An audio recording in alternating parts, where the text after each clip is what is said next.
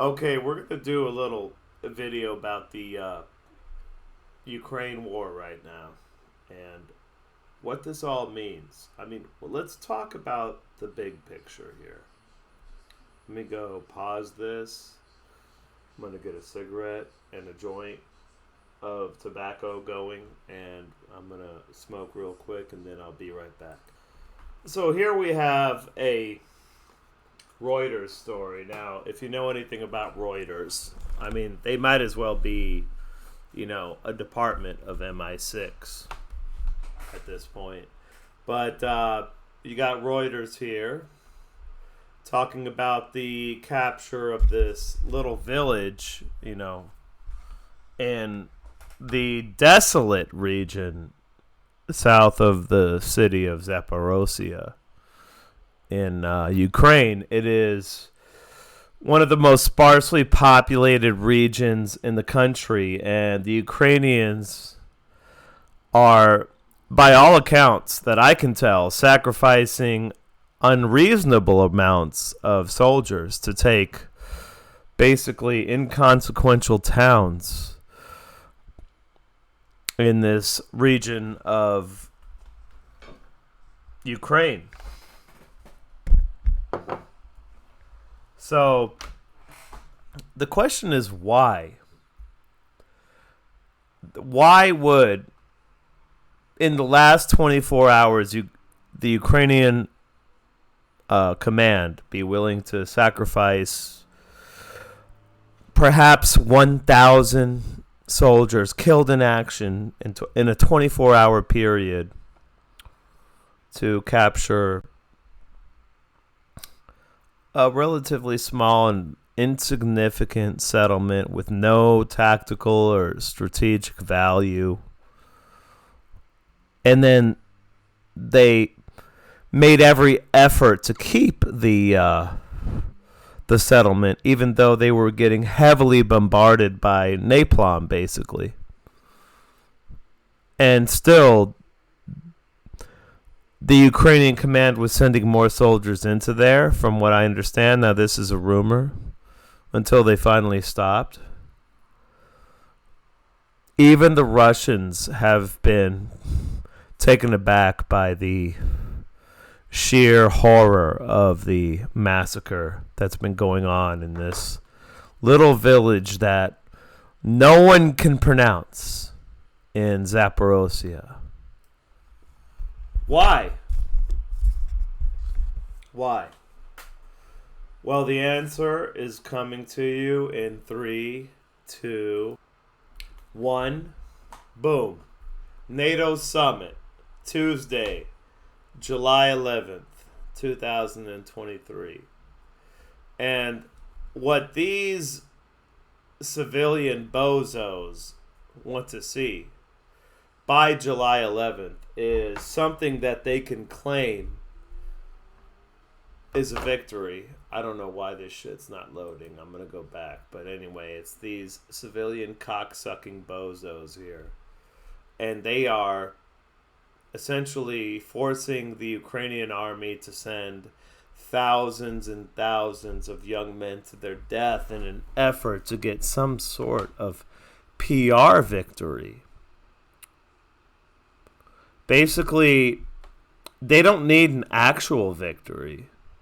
They just need something that they can blast all over the airwaves and market as a victory.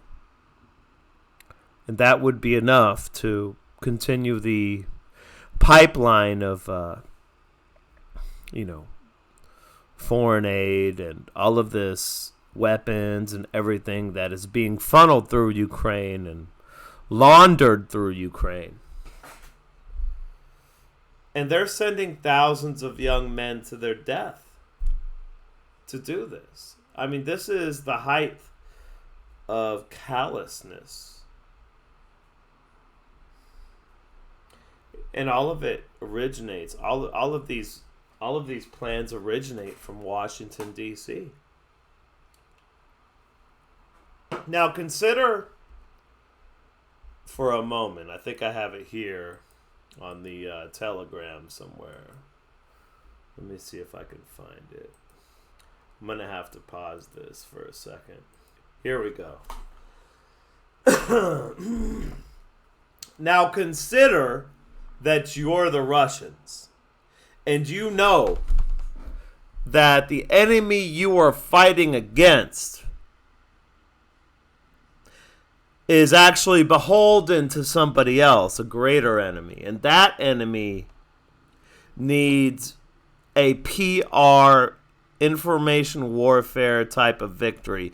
They need a significant settlement or patch of land to be captured so that they can blast it all over their pet media outlets and get enough support to at least barely allow for the next round of foreign aid that can be laundered through Ukraine, eventually going back to the same people who orchestrated this, you know, the Annalena Baerbocks of the world and the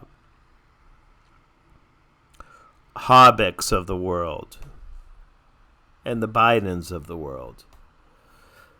So if you're the Russians, you're saying, hey, this is an enemy that is too easy to predict. Let's leave a big bulging salient for them to attack. They'll have to go for it because it's the easiest target.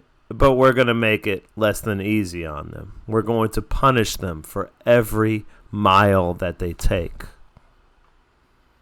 They won't even get to our first defensive lines before their army is exhausted. That's what the Russians were planning, and it was all too easy for them to predict the next move of the Ukrainian armed forces. I mean, for months they've telegraphed that they were going to attack in this direction, and the Russians left a big bulging salient for them to take, complete with a river valley that they can run their forces down.